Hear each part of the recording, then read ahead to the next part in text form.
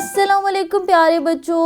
आज हम सीखेंगे कि स्वाद को किस तरह से लिखते हैं और स्वाद से किन किन चीज़ों के नाम शुरू होते हैं। स्वाद से संदूक, ओके।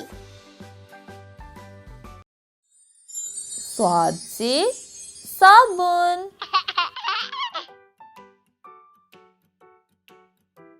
तो प्यारे बच्चों अब हम स्वाद को लिखना सीखते हैं।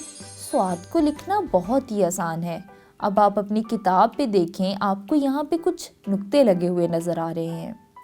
अब हम इस वाले नुक्ते पे अपनी पेंसिल रखेंगे और इस तरह से नुकात को मिलाते हुए आखिर तक मिला देंगे, तो ये बन जाएगा स्वाद।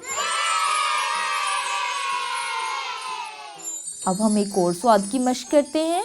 प्यारे बच्चों, इस वाले नुक्ते पे हमने अपनी पेंसिल रखी और इस तरह से तमाम नुकात को आपस में आखिर तक मिला दिया और ये बन गया स्वाद।